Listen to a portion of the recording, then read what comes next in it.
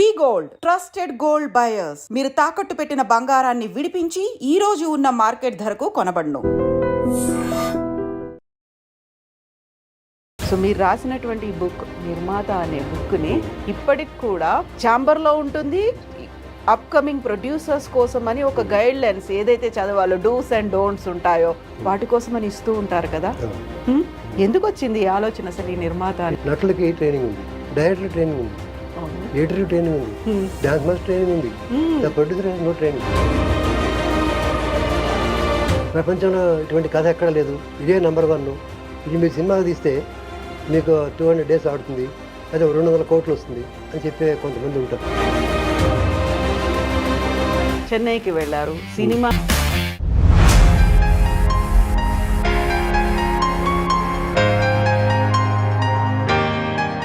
నమస్తే, నేను Kavitha. Welcome to I dreams very special program తెర వెనుక కథలు. స్వాతిముత్యం, శంకరాభరణం, సిరిసిరిమువ్వ, సాగర సంగమం, స్వరాభిషేకం ఇవన్నీ సినిమాలు ఒక ఇండియన్ క్లాసిక్స్, ఎవర్ గ్రీన్గా ఎప్పటికీ నిలిచిపోతాయి. సగర్వంగా భారతీయ సినీ ప్రేక్షకులంతా తలెత్తుకొని పదే పదే మళ్ళీ చూడాలనుకునే సినిమాలు. ఈ సినిమాల్ని నిర్మించినటువంటి కె విశ్వనాథ్ గారి దగ్గర దర్శకత్వ శాఖలో పనిచేసినటువంటి సీనియర్ డైరెక్టర్ వివి రాజు గారు ప్రస్తుతం మనతో పాటుగా ఉన్నారు. రాజు గారు నమస్కారం అండి. నమస్కారం. Thank you so much. మీరు మాకు టైం తీసుకొని ఇక్కడ దాకా వచ్చినందుకు, మా కోసం వచ్చినందుకు థ్యాంక్ యూ సో మచ్. నేను మిమ్మల్ని సీనియర్ సినీ డైరెక్టర్ అనే ఇప్పుడు నేను ప్రకటించాను. విశ్వనాథ్ గారి దగ్గర వర్క్ చేశారు అని అన్నాను. బట్ మీలో ఒక రైటరు ఉన్నారు, ఒక బుక్ రాశారు. సో మీరు రాసినటువంటి ఈ బుక్ నిర్మాత అనే బుక్ని ఇప్పటికి కూడా ఛాంబర్లో ఉంటుంది. అప్కమింగ్ ప్రొడ్యూసర్స్ కోసం అని ఒక గైడ్ లైన్స్ ఏదైతే చదవాలో డూస్ అండ్ డోంట్స్ ఉంటాయో వాటి కోసం అని ఇస్తూ ఉంటారు కదా. ఎందుకు వచ్చింది ఈ ఆలోచన అసలు ఈ నిర్మాత అనేది? ఎందుకు వచ్చిందంటే సినిమా పరిశ్రమలో నటులకి ట్రైనింగ్ ఉంది కదా, డైరెక్టర్ ట్రైనింగ్ ఉంది, ఎడిటర్ ట్రైనింగ్ ఉంది, డాన్స్ మాస్టర్ ట్రైనింగ్ ఉంది, the producer has no training. See the fun. డబ్బు పెట్టేవాడికి ట్రైనింగ్ లేదు పాపం, యూజువల్గా చెప్పేవాళ్ళు లేడు. ప్రొడ్యూసర్ కి ట్రైనింగ్ ఏంటి, ప్రొడ్యూసర్ అంటే డబ్బులు పెట్టేవాడు కదా అనుకుంటారు కదా. ఏముంటుంది ఎలా డీల్ చేయాలి తెలియాలి కదా అతనికి. ప్రొడ్యూసర్ లేకపోవడం అన్యాయం కదా అనిపించింది నాకు. వన్ ఫైన్ డే ఒకరోజు ఇక్కడ జూబ్లీ చెక్ పోస్ట్ ఆంధ్ర బ్యాంక్ దగ్గర ఒక పార్క్ ఉండేది, దాంట్లో కూర్చున్నప్పుడు అనిపించింది నాకు. అనిపించి అప్పటికప్పుడు ఒక చిన్న స్లిప్ తీసుకొని దాని మీద ఒక 6 పాయింట్లు రాసుకున్నా. నిర్మాత గురించి మనం రాయాలి, గైడెన్స్ ఇవ్వాలి మనం అని. అప్పుడు ఈ బుక్ స్టార్ట్ చేసి 5 రకాల నిర్మాతలు ఉంటారని, ఏ ఉద్దేశంతో వచ్చిన వాడు ఏమవుతుంది, ఈ ఉద్దేశంతో ఏమవుతుంది, చెడు ఉద్దేశాలు లేకుండా ఐడియల్ ప్రొడ్యూసర్ అవ్వాలనుకుంటే ఏమవుతుంది, వాళ్ళకి చివరికి ఏకత్తి పడుతుంది, ఎవరిని ఎలా డీల్ చేయాలి, ఎవరితో ఎలా మాడాలి, ఎవరితో మాడకూడదు, మోసం చేసేవాళ్ళు ఎలా మాడతారు, అవన్నీ దాంట్లో ఉంటాయి అన్నమాట. 2007లో ఈ పుస్తకం రాశారు. ఇప్పుడు మనం 2025లో ఉన్నాము. నిజంగా ఈ పుస్తకాన్ని ఫాలో అవుతున్నారు, లేకుంటే మీరు అనుకున్నటువంటి గైడ్ లైన్స్ డూస్ అండ్ డోంట్స్ని ఫాలో అయ్యేటువంటి ప్రొడ్యూసర్లు ఎంతమంది కనిపించారు మీకు? కొద్దిమంది ఉన్నారు. కొద్దిమందే అంటే ఒక 10 మంది ప్రొడ్యూసర్లు ఉంటే ఒక 2-1 అట్లా ఉన్నారు. 1%, 10% ఉన్నారు అట్లీస్ట్ తీసుకోవచ్చు. అంతే కదా, 10లో 1 అంటే 10% కదా, అంతే కదా ఉన్నారు. ఇంకోటి ఏంటంటే ఒక విచిత్రమైన విషయం, ఒక ఆవిడ నాకు ఫోన్ చేసింది దీన్ని చూసి, సార్ ఆ బుక్ కావాలి నాకు, పబ్లిషర్ పేరు ఉందిగా మంది కళాకేంద్ర పబ్లిషర్స్ అంటే. అవునమ్మా అంటే బుక్ కావాలి సార్ అంటే. ఎందుకంటే ఎక్కడ ఉంటారు మీరు అంటే చెప్పాను. మైత్రిలో నాకు ఐడియా నేను ఐడెంటిఫై చేయలేను సార్ అంటే, మైత్రిలో రమ్మా నేను ఇస్తాను, 2 పుస్తకాలు కావాలి సార్ అంది. ఈ 2 బుక్స్ మన ఇంట్లో తీసుకుని అక్కడికి వెళ్ళాను. ఆవిడ వచ్చిన తర్వాత బుక్స్ డబ్బులు ఇచ్చి కొనుక్కుంది. ఆవిడ ఎట్లా వచ్చింది, ఆవిడ 150 రూపాయలు ఆటో పెట్టుకుని వచ్చి మళ్ళీ 150 రూపాయలు ఆటో పెట్టుకుని వెళ్ళింది ఇంటికి. మన బుక్ 70 కదా, 300 ఖర్చు పెట్టింది దీనికోసం విడిగా. ఆవిడని అడిగా, ఎందుకమ్మా శ్రద్ధ మీకంటే, నా కొడుకు సినిమా తీయాలంటున్నాడు సార్, వాడికి మీ బుక్ ఎక్కడ చూశాను, మీ బుక్ గురించి విన్నాను నేను, ఆ బుక్ చదివితే వాడికి బుద్ధి వస్తుందని కొన్నాను సార్ అని చెప్పింది. అదనమాట. ఇది చూసిన తర్వాత ఇంకా వాడు సినిమా తీయలే. ఎందుకంటే దీనిలో ఇన్ని ఉన్నాయని తెలియదు అతనికి. సినిమా ఊరినే అయిపోతుంది, 5 నిమిషాలు చేసేయచ్చు అని లెక్కలో ఉన్నాడు అతను. దీనిలో ఇన్ని విభాగాలు ఉంటాయని, వాటిలో ఇంత కష్టం ఉంది, డీలింగ్లో ప్రాబ్లం ఉందని తెలియదు అతనికి. ఊరినే తీసేస్తే కొనేస్తారు అనుకున్నాడు. అంత ఈజీగా కొనరు అని దాంట్లో రాసింది. అమ్ముకోవడానికి వచ్చే అమ్ముకోవడంలో ఉండే ఇబ్బందులు ఉన్నాయి. ఇవి చూసి అతను వద్దులే మనం దానికి ఫిట్ అవ్వమని మానేశాడు. నిర్మాత కాకుండా పోయాడు. ఇంకా ఇంకొక డైరెక్టర్ని ప్రొడ్యూసర్ వేధిస్తున్నాడు, కొత్త ఆయన న్యూ ప్రొడ్యూసర్. ఇక్కడే సంగారెడ్డి ఆయన ప్రొడ్యూసరు, ఇక్కడే ఆయన ఉండే ఆయన డైరెక్టరు. అడిగితే ఆ డైరెక్టర్ నా ఫ్రెండ్ ఒక ఆయన ఉంటే రాంపని ఆయన అడిగాడు, ఈ ప్రొడ్యూసర్ ఊరికి వేధిస్తున్నాడు, అదేంటి ఇదేంటి అంటున్నాడు, ఏం చేయాలని. అంటే రాజుగారి బుక్ ఉంది, నిర్మాత బుక్, అది కొనుక్కోమను అతనికే తెలుస్తుంది అన్నాడు. ఆ డైరెక్టర్ ఏం చెప్పాడంటే, అమ్మో ఆ డైరెక్టర్ ఇస్తే వాడు సినిమా తీయడం వద్దన్నాడు, నాకు తెలిసిపోతుంది, నన్ను క్వశ్చన్లు వేస్తాడు, నేను సమాధానం చెప్పలేని వద్దన్నాడు. అంటే ఈ రకంగా స్కాన్ చేస్తుంది అది బుక్. అందుకే ఫిల్మ్ ఛాంబర్ వాళ్ళు కూడా ఈ బుక్ చూడగానే రాజుగారు మాకివ్వండి మేము పెడతామని వాళ్ళు తీసుకొని కొన్ని బుక్కులు వాళ్ళ దగ్గర ఉన్నాయి ఆల్రెడీ. అలాగే ఆల్ మేజర్ షాప్స్లో ఉన్నాయి. అయిపోయి ఆదర్శ నిర్మాత ఇలాంటివన్నీ ఉన్నాయి కదా, ఐడియల్ ప్రొడ్యూసర్స్, ఇవన్నీ ఉన్నప్పుడు ఇప్పుడు ఉన్నటువంటి మీరు ఆ కాలంలో మీరు చూసినటువంటి నిర్మాతలు, ఆ తర్వాత వచ్చినటువంటి మారుతున్నటువంటి జనరేషన్కి తగ్గట్టుగా వస్తున్నటువంటి నిర్మాతలు ఇప్పుడు ఎలా ఉన్నారనుకుంటున్నారు మీరు? ఇప్పుడు చాలా మార్పు వచ్చింది, టెక్నాలజికల్గా మార్పు వచ్చింది, వాళ్ళ పాయింట్ ఆఫ్ వ్యూ కూడా మారిపోయింది. మారిపోయినా దీనిలో బేసిక్ లైన్స్ కావాల్సిన వాళ్ళకి ఏమి తెలియని వాళ్ళు ఇండస్ట్రీకి రావాల్సుకుంటే వాళ్ళకి పనికి వస్తుంది. కానీ లేటెస్ట్ అప్డేట్ ఇంకోటి ఉంది ఇప్పుడు రాస్తున్నా. ఏంటది? లేటెస్ట్ టెక్నాలజీ మార్పు వచ్చింది కదమ్మా. అప్పుడు మేము స్టీమ్ బ్యాక్ మూవీ వాళ్ళు గిరగర తిప్పే మూవీ వాళ్ళు వాడేవాళ్ళం. ఇప్పుడు అన్ని మారిపోయినాయి కదా, టెక్నాలజీ ఏవిడ్ వచ్చింది, అన్ని వచ్చినాయి కదా. ఇప్పుడు టెక్నాలజీ సరిపోయేటట్టుగా మళ్ళీ ఇంకోటి రాస్తున్నా, దీని నెక్స్ట్ వర్షన్. సో మీరు టెక్నాలజీ గురించి చెప్తారు, విలువల గురించి, వీటన్నిటి గురించి చెప్తారు. ఇప్పుడు ఉన్నటువంటి ప్రొడ్యూసర్లలో చాలా మంది పాత ప్రొడ్యూసర్లు చెప్పే మాట ఏంటంటే, ఇప్పటి తరానికి తగ్గట్టుగా ఎవరైతే ప్రొడ్యూసర్లు కనిపిస్తున్నారో వీళ్ళంతా కార్పొరేట్ ప్రొడ్యూసర్లు, వాళ్ళలా డబ్బు పెడతారు తప్ప స్టోరీలో ఇన్వాల్వ్మెంట్ అనేది ఉండరు, మమ్మల్ని షూటింగ్లకు రానివ్వరు, మేము ఓన్లీ క్యారవాన్లకో మిగతా వాటికో డబ్బు ఎవ్రీడే కావాల్సినటువంటి ఖర్చు పెట్టుకోవాలి తప్ప మమ్మల్ని ఇన్వాల్వ్ చెయ్యరు అనేది. దాని గురించి కూడా ఉందా ప్రస్తావన ఇందులో? ఉంది. కెరాన్ అప్పుడు స్టార్ట్ అయింది, మనం స్టార్ట్ చేస్తున్నప్పుడు 2007లో 7 9 చూడండి. ఇది ఫస్ట్ 2007 అని ఉంది, సెకండ్ది 9లో సెకండ్ వర్షన్ లో ఉంది. అప్పటికి వచ్చినాయి క్యారవాన్లు వచ్చేసినాయి.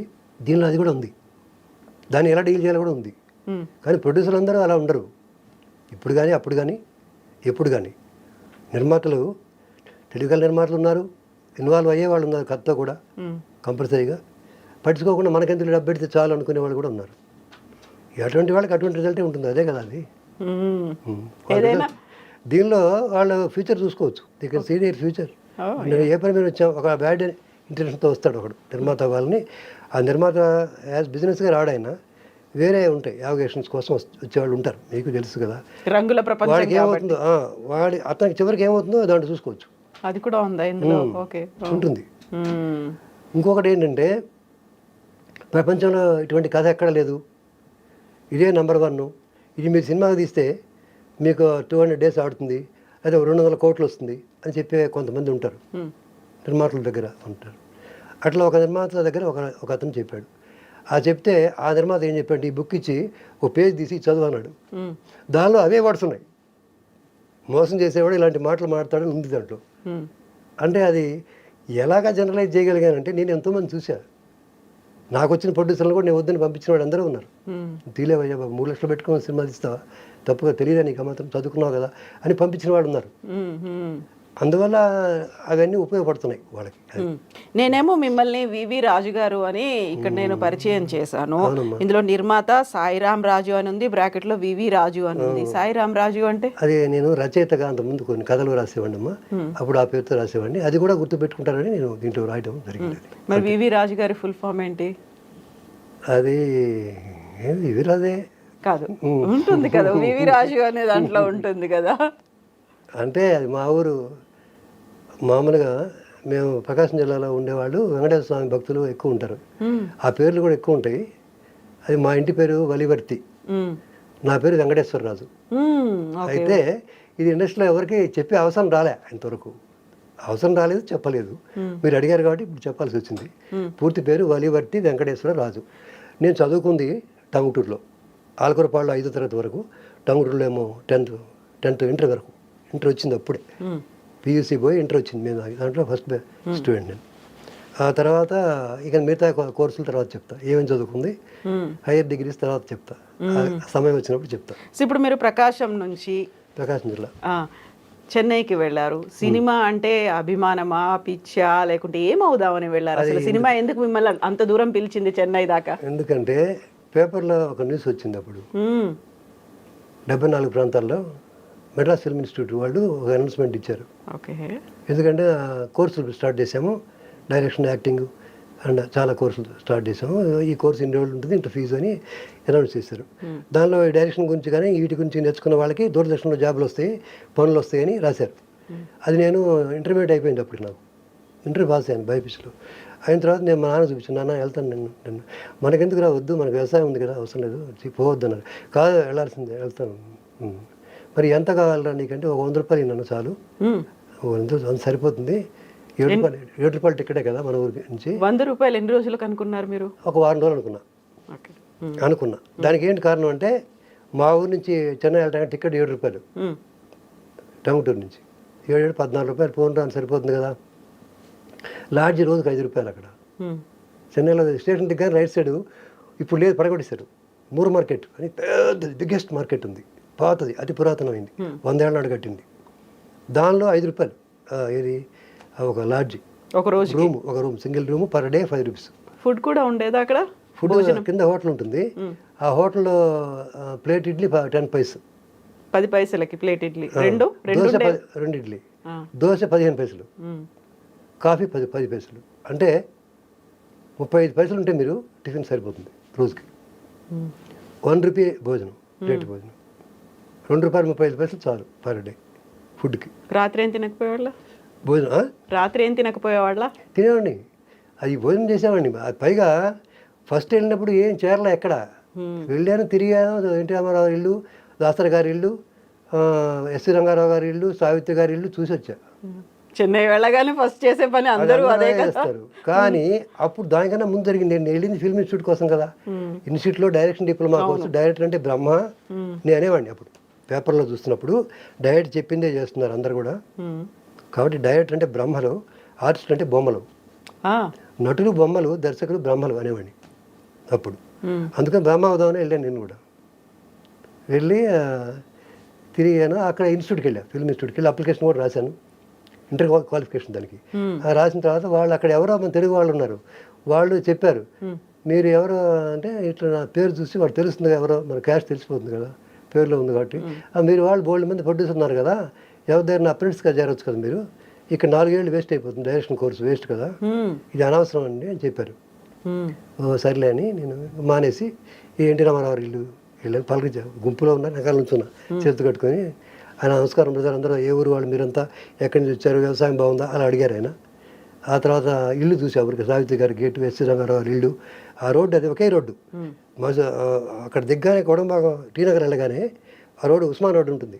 ఆ రోడ్డు రైట్ సైడ్ వెళ్తేనేమో ఎన్టీఆర్, దాసరి, లెఫ్ట్ సైడ్ పోతేనేమో ఇంకా వీళ్ళందరూ, సావిత్రి గారు వీళ్ళందరూ ఉంటారు మేడం, ఎస్వి రంగారావు గారు, సావిత్రి గారు, ఏవి సుబ్బారావు వీళ్ళందరూ ఉంటారు.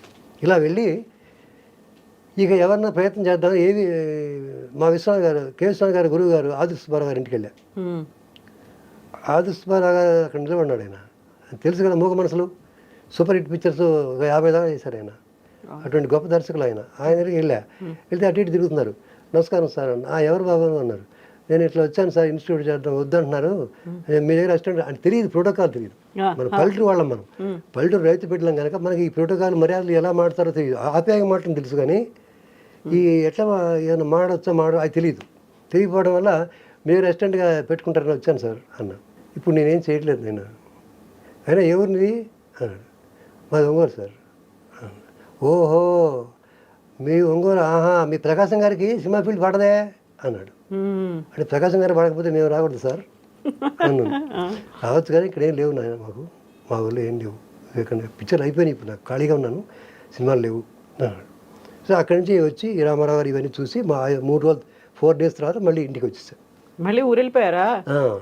అప్పుడు ఏ సంవత్సరంలో వచ్చారు మీరు? 74 సెప్టెంబర్ ఆ ప్రాంతంలో వచ్చి మళ్ళీ వెనక్కి వెళ్ళిపోయాను.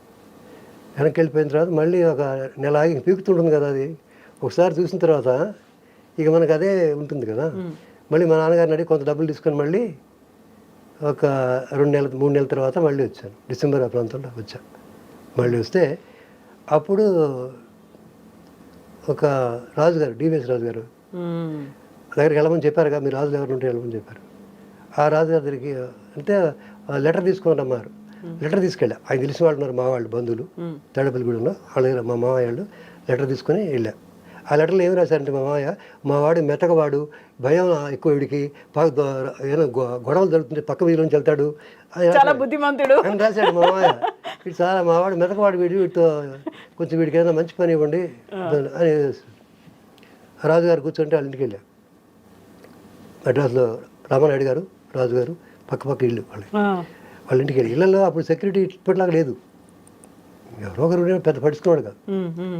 లోపలికి వెళ్ళాను, అక్కడ ఎవరో వాచ్మెన్ ఉంటే కొంచెం రాజుగారు వచ్చారు ఆయన. ఏమయ్యా ఏంటి, నా పేరు వివి రాజు అండి, మాది ఒంగోలు దగ్గర, లెటర్ సుందరరామరాజు గారు ఇచ్చారు. సరే నువ్వు చేయలేవయ్యా ఫీల్డ్లో, నువ్వు సినిమా ఫీల్డ్లో చేయలేవు అన్నారు. ఏం సార్ చేయలేమంటారు, పల్లెటూరు చాలా గదమాయించి అడిగేశారు. ఏం సార్ చేయాలంటే మీరు ఇచ్చారు నాకు, పని ఇవ్వకుండా ఎట్లా చెప్తారు సార్ మీరు, పని ఇస్తే కదా నేను చేస్తానని తెలిసేది అన్నా. లేదా అన్నాడు. అంటే నేను అట్లా మాట్లాడడానికి కోపం వచ్చి ఉండొచ్చు ఆయనకు, బహుశా తెలియదు. వచ్చిన తర్వాత కోడంబాకలో రూమ్ తీసుకొని 30 రూపాయల రూమ్. ఈసారి పెరిగింది ఎక్కువ, ఎందుకంటే లాడ్జ్లో అయితే 5 రూపాయల రోజు కదా, 150 అవుతుంది నెలకి. కోడంబాకం వచ్చి రూమ్ తీసుకున్నాం నెలకి, అక్కడ 150 అవుతుంది లాడ్జ్లో ఉంటే. ఈ రూమ్ తీసుకున్నామని రూమ్ కోసం వెతికాను. అయితే లిబర్టీ థియేటర్ కనుక ఒక వీధిలో దొరికింది. ఒక ఆయన ఉన్నాడు, ఒక తెలుగు ఆయన రూమ్ ఉందంటే ఉందన్నాడు. చిన్న రూమ్, ఎంత ఉందంటే 4 కుర్చీలు పడతాయి, 6x8 ఉంటుంది, చిన్న రూమ్. ఆ రూమ్ ఇచ్చాడు నాకు. ఇగో ఇది ఇస్తాను, ఎంత రెంట్ అంటే 30 రూపాయలు అన్నాడు. 30 రూపాయలు ఇచ్చా అప్పుడు. ఇచ్చిన తర్వాత నువ్వు లోపల రా అన్నాడు. మొత్తం చాలా పెద్ద ఆయన. ఒక బల్ల ఇచ్చాడు నాకు. ఈ బల్ల ఎందుకన్నా, ఈ బల్ల వర్షం వస్తే నీళ్ళు వస్తాయి ఆయన, దీనిపైన పడుకో. వర్షం వస్తే లోపల నీళ్ళు వస్తాయి రూమ్లోకి, అప్పుడు దీనిపైన పడుకో. నీ బ్యాగ్ దానిపైన పెట్టుకో, వర్షం రానప్పుడు మళ్ళీ మామూలుగా ఉంటుంది, ఎప్పుడో సంవత్సరంలో 2 రోజులు 3 రోజులు వస్తుంది అన్నాడు. ఆ రూమ్ తీసుకొని ఇంకా అవి కొనుక్కొని అక్కడ ఉంటే మొదలుపెట్టి ప్రయత్నాలు మొదలుపెడుతుంటే అప్పుడు ఏం చేశారంటే మా నాన్నగారు చెప్పాడు ఒక మాట, రే నువ్వు ఈసారి వెళ్తున్నావు కనుక, ఎక్కువలు ఉన్నారంటున్నావు కనుక నీకు 1 సంవత్సరం వరకు ఎంతకాలం పంపిస్తాను డబ్బులు, సంవత్సరం వరకు నీకు చేత కాకపోతే ఇంటికి వచ్చి అని చెప్పారు మా నాన్న. ఓకే సరే అలాగే నాన్న. అప్పుడు అక్కడ నెలకే 100 రూపాయలు పెడితే బతకొచ్చు కావాలంటే. మా నాన్నగారు 300 400 పంపించేవారు. రాజా అలాగా ఉండాలిరా నువ్వు, మనం రైతు బిడ్డలం, నువ్వు ఎవరి దగ్గర తిండి తినొద్దు, ఎవరు పెట్టింది తినొద్దు, నువ్వే పెట్టచ్చు అని చెప్పారు మా. సరే అని టికెట్లు కొనేవాడు. 30 టికెట్లు 30 రూపాయలు భోజనం టికెట్లు, 60 టికెట్లు చాలు కదా నెలకి. అటువంటి నేను ఒక 120 200 కొనేవాడిని టికెట్ కొని, నాతో ఎవరు వచ్చినా భోజనానికి నేనే ఇస్తాను అనేవాడిని. ఎవరన్నా రాని నా రూమ్లో కానీ పక్కన వాళ్ళు కానీ వస్తే చించి నా రూమ్లో ఎవరు ఉంచుకునేవాడు కాదు. ఎవరైనా వచ్చి మాట్లాడిపోవచ్చు కానీ ఎవరు షేర్ లేదు, ఎందుకంటే బుక్ చదువుకోవాలి నేను అనేవాడిని. అట్లా ఇచ్చేవాడిని. అలా ఇచ్చిన వాళ్ళు ఒక అతను కర్నూలు అబ్బాయి, ఒక అబ్బాయి, రాజు నేను మా ఊరు పోయి ఒక ప్రొడ్యూసర్ని లాక్కొస్తాను అన్నాడు. అని మనకు తెలియదు ఎట్లా లాక్కొస్తావు, ఏం తెలియదు నాకు అసలు. సరే తీసుకురా నీ ఇష్టం అన్నా. తీసుకొచ్చాడు అతన్ని, వై వీరా, పేరు కూడా చెప్తాను చెప్పొచ్చు కదా, వై వీరారెడ్డి అని అతను తీసుకొస్తే అతను, రాజుగారు నేను సినిమా తీస్తున్నా, నువ్వు పని చేస్తావా ఆయనకి, ఏం పని చేస్తావు, అసిస్టెంట్ చేద్దాం చేస్తా అన్న. మరి కానీ పెద్ద వాళ్ళు తెలుసు ఉంటారు కదా, డివిఎస్ రాజు గారు మీ వాళ్ళు అంట కదా, కొంచెం ఆయన పిలుస్తా నాకేం ఎవరినేం పిలుస్తా అన్నాను. సరే అయితే నువ్వు పని చేసి రేపటి నుంచి రా అన్నాడు. అట్లా రాను, మీ ఇండక్షన్ కార్డు నా పేరు వేయాలా, అసిస్టెంట్ రివ్యూ రాదు, అట్లా ఇస్తే వస్తా, మా ఊరు చూపించాలా. అంటే అమాయకత్వం ఉంది, అది తెలివి కాదు, అమాయకత్వం ఉంది దాంట్లో. సరే అన్నాడు. నా 3 రోజుల లోపల కార్డు కొడుచుకొచ్చి నాకు ఇచ్చారు. ఆ సాంకేతిక నిపుణులు కింద వివి రాజు అసిస్టెంట్ డైరెక్టర్ అని ఉంది. అప్పుడు రాజుగారిని పిలవడానికి పోవాలి కదా, రికార్డింగ్ వాళ్ళది. నారాయణ గారు పాట రాయడం ఫస్ట్ అప్పుడు చూసాను నారాయణ గారు. నారాయణ గారు నన్ను చూడడం చిన్నవాడిని, 20 ఏళ్ళు కదా, బుల్లిరాజు భలే ఉన్నావు, నువ్వు ఎక్కడి నుంచి వచ్చావు అని పలకరించారు. ఇంటికి చెప్పొచ్చావు చెప్పకుండా వచ్చావా, చెప్పి వచ్చాను సార్, మా నాన్నగారు 1 year డబ్బులు ఇస్తారు నాకు అని చెప్పాను. అప్పుడు వెళ్ళి రికార్డింగ్ పిలవాలి కదా, డివిఎస్ రాజు గారిని పిలుస్తానని మాట ఇచ్చా కదా, కారులో వెళ్ళాం, రాజుగారి ఇంటికి వెళ్ళాం. ఇప్పుడు మనకి పని చేస్తున్నాం కదా, లెవెల్ పెరిగింది కొద్దిగా అనుకున్నాను నేను. అనుకొని అంత పెద్ద ఆయన రాజుగారు అప్పటికే నేషనల్ ఫిల్మ్ ఎన్ఎఫ్డిసి చైర్మన్ అయినా, అవన్నీ నాకు తెలియదు కదా. నేను వెళ్ళి సార్ మీతో మాట్లాడాలి రండి సార్, ప్యాలెస్లా ఉంటుంది ఆయన ఇల్లు, మన ప్రేమనగర్లో ఇల్లు ఉంది కదా, అలా ఉంటుంది ఆయన ఇల్లు, 3 అంతస్తుల లోపల పెద్ద హాలు అట్లా ఉంటుంది. సార్ మీతో మాట్లాడాలి సార్ అంటే, ఏంటమ్మా అంటారు ఆయన, సాఫ్ట్ ఆయన, వెరీ సాఫ్ట్, ఎవరిని అనరు ఆయన. వచ్చారు కిందకి, నా ప్రొడ్యూసర్ సార్ అన్న. నీ ప్రొడ్యూసరా? అన్నాడు. ఇగో నా పేరు, నా పేరు చూడండి. నా పేరు ఇదిగో చేస్తున్నా అన్నట్టు. మీరు మిమ్మల్ని పిలుస్తాను మాట ఇచ్చాను సార్, మీరు వస్తారా? తప్పకుండా రావాలి మీరు అన్నాను. అలాగే అమ్మా వస్తానులే అన్నాడు. అలాగే అన్నాడు. అంటే ఇంక వెళ్ళిపోమని అర్థం. అలాగంటే వాళ్ళు పెద్దవాళ్ళు అట్టంటేనే అర్థం ఉంటుంది దాంట్లో. లేచి వచ్చాం, రాలే ఇక్కడ ఇంకేను. మళ్ళీ ఫోన్ చేశాడు, ఏం సార్ నేను వస్తాను మాట ఇచ్చి రాలేదా? వాళ్ళు ఏమైనా అనుకుంటారు, మాట పోయింది కదా నాకు అన్నాను. నాకు ఛాంబర్ మీటింగ్ ఉందమ్మా అందువల్ల రాలేకపోయాను, వాళ్ళకి నేను చెప్తాను అంటే ఆయన సంస్కారం అది. ఇచ్చి వాళ్ళు సారీ అండి మరి రాలేకపోయాను, నాకు నిజంగా పని ఉంది అని చెప్పారు. నెక్స్ట్ ఈ ప్రొడ్యూసరు ఒక 4-5 నెలలు ఉండి మానేసి 4 కూడా లేదు 3 నెలలు ఉన్నాడు. డబ్బులన్నీ అయిపోయినాయి. అంటే మన తెలియదు ఎందుకు అయిపోయినాయి, అవి విధంగా అడగొద్దు. అయిపోయిన తర్వాత ఏమయ్యా నా సినిమాలు ఏమైనా వెళ్ళిపోయింది అన్నాడు ఆఫీస్ నుంచి మమ్మల్ని. అప్పుడు మళ్ళీ రాజుగారి ఇంటికి వెళ్ళా. ఈసారి పొగరగా వెళ్ళా. నమస్కారం సార్ అన్నాను. ఏమయ్యా ఏంటి? ప్రొడ్యూసర్ వెళ్ళిపోయాడు సార్ అన్నా. నేను చెప్తే విన్నావా? ఇప్పుడు ఇంటికి వచ్చి తిడతారు సార్ మనం, నాన్న తిడతారు సార్, ఇంకా ఫోన్ చేస్తా ఉంటావా మధ్యలో వెళ్ళిపోతావా? వెళ్ళిపోను సార్ చేస్తాను. సరే అయితే రేపు మార్నింగ్ వాణి స్టూడియోకి వెళ్ళు, 11th floorలో మన షూటింగ్ అవుతుంది, జీవన్ జ్యోతి, విశ్వనాథ్ గారు ఉంటారు, నేను చెప్తాను వెళ్ళు అన్నారు. సరే సార్ థ్యాంక్ యూ సార్ అన్నారు. ఇప్పుడు నీకు కారు పంపించరు, నీకు అమౌంట్ ఇవ్వరు, శాలరీ నేర్చుకోవాలి కదా, ఒక సినిమా వరకు అమౌంట్ ఇవ్వరు, కారు పంపించరు, భోజనాలు ఉంటాయి, టిఫిన్లు ఉంటాయి అంతే. సరే సార్ నేనే పోతాను సార్ అని నెక్స్ట్ డే మార్నింగ్ వెళ్ళా వాయిని స్టూడియో. ఇక్కడ మొదలన్నమాట సినిమా రంగ ప్రవేశం మొదలు ఇదే స్టార్టింగ్. వాహిని స్టూడియోస్లో మొదటిసారి పెట్టారు. గేట్ దగ్గర పోనీలా వాడు నన్ను, గేట్లో వాడు చలో చలో అన్నాడు. షూటింగ్ అయ్యా బాబు అన్నా జాబ్ అన్నాడు వాడు. ఎట్లా ఎవరు రాలేదు షూటింగ్ డివిఎస్ అని చెప్పిన పని ఇట్లా గమ్మున కూర్చున్నా. ఒక ఎస్ రంగారావు తమ్ముడు జగ్గారావు గారు వస్తున్నారు. ఆయన జగ్గారావు అని నాకు తెలియదు. ఆయన సార్ ఇతను పని ఇట్లేదు సార్, రాజుగారు పొమ్మన్నాడు సార్, లోపల షూటింగ్ అంట 7th floorలో అన్నాను. పోనివే డివిఎస్ అని చెప్పారు కదా అన్నాడు. అప్పుడు పనిచ్చారు. ఇక్కడ ఉంది అసలు సీను. ఇక్కడ లోపలికి వెళ్ళా, 7th floorకి వెళ్ళా. అక్కడ ఎవరున్నారు 7th floorలో? సత్యనారాయణ గారు, సోహన్ బాబు గారు, వాణిశ్రీ గారు, మా గురువు గారు విశ్వనాథ్ గారు, ఈ కెమెరా మ్యాన్. ఓ యూనిట్ ఉంది. ఫస్ట్ చూడగానే అవాక్ అయిపోయా. ఏంటి ఇలా సైలెంట్ నోను మాటలు ఎవరు. ఆ షార్ట్ కట్ అయింది. అప్పుడు కొంచెం మాడుతున్నారు మళ్ళీ కట్ అయిన తర్వాత. అప్పుడు విశ్వనాథ్ గారు కాకి డ్రెస్ కదా, పేపర్లో చూసాం కదా.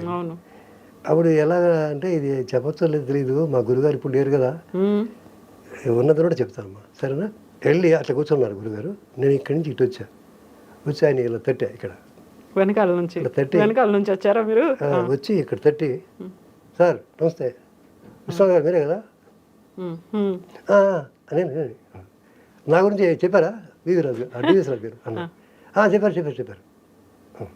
ఈ పక్కన ఒక చైర్ ఉంది, దానిలో కూర్చున్నా. సార్ ఇక్కడ కూర్చుని పని ఉంటే చెప్పండి సార్ అని కూర్చున్నా. అది డివిఎస్ రాజు గారి చైర్ ఉంటుంది, దాని మీద డైరెక్టర్ ప్రొడ్యూసర్ ఉంటుంది కదా. ఆ చైర్లో కూర్చున్నా గమ్మున. ఎవరు పలకట్లా మనతోటి, వాళ్ళు పనులు వేసుకుంటూ పోతున్నారు. 10 నిమిషాల్లో ఆయన వచ్చాడు, డివిఎస్ రాజు గారు వచ్చారు. మనకు పని ఇచ్చాడు కదా అని లేచి నిలబడి సార్ నమస్తే సార్ అన్నా. మళ్ళీ అక్కడే కూర్చున్నా. ఆయన పక్క చైర్లో కూర్చున్నారు. రాజుగారు ఏంటి అలా కూర్చున్నారు అన్నారు.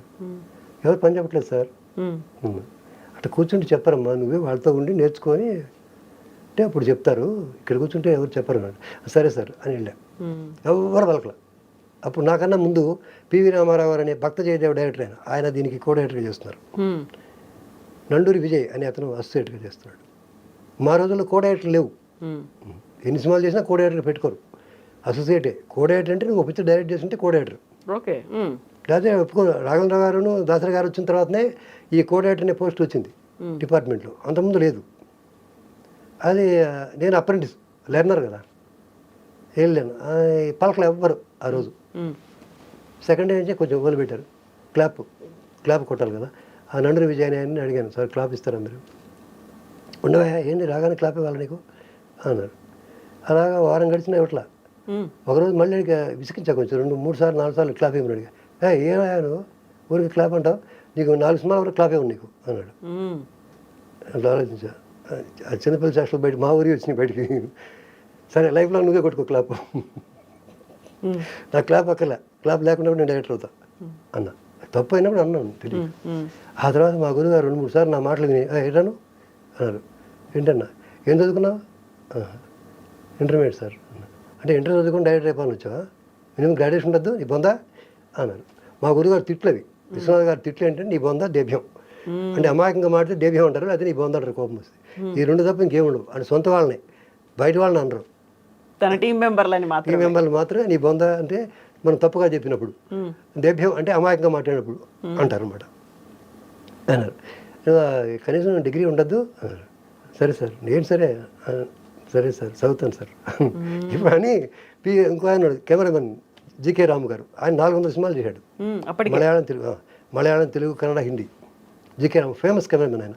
బాలభారతం తీశాడు తెలుగులో, అది తీసిన ఆయన. ఆ మానవుడు ఏ మహనీయుడు అనే పాట తీశాడు, ఆయన తీసింది అది. ఆయన అడిగా, సార్ ఆయన మా గురుగారు ఏం చదువుకున్నారు సార్? ఆయన బీఎస్సీ అన్నారు. ఎప్పుడైనా నేను ఆయనకంటే ఎక్కువ చదువుతాం మళ్ళీ. చదివారా? ఆయన ఆంధ్ర యూనివర్సిటీ బీఏ కట్టాను. ఏం చదివారు? ఆంధ్ర యూనివర్సిటీ బీఏ పాస్ అయ్యాను. పాస్ అయిన తర్వాత ఇంకొకటి జంప్ చేసి మళ్ళీ వెనక్కి వస్తా. ఎన్టీఆర్ దగ్గర చేరిన తర్వాత ఎన్టీఆర్ అందరితో చెప్పేవాడు నా గురించి. మా రాజుగారు ఎవరనుకున్నారు, హీఈస్ హైలీ ఎడ్యుకేటెడ్ అనేవాడు ఆయన. నాకు సిగ్గేసేది. ఆయన బ్రిటిష్ వాళ్ళ కాలంలో బీఏ ఎన్టీఆర్ గారు. మనం అయినప్పటికీ ఆయన కోసం మళ్ళీ ఎంఏ అన్నామలై కట్టి ఎంఏ సోషియాలజీలో ఎంఏ పాస్ అయ్యా. అంటే గురువుల కోసం నేను చదివా. బేసికల్గా ఇంటరే. ఇప్పుడు గురువు గారు అప్పటికే విశ్వనాథ్ గారు కాకి డ్రెస్ వేసుకొని ఉండేవాళ్ళు. ఎందుకలా? ఎందుకంటే వర్క్ మూడ్ అనేవారు ఆయన. వర్క్ మూడ్ ఉండాలి. నేను డైరెక్ట్ లాగా ఫోజ్ కాదు కావాల్సింది అక్కడ.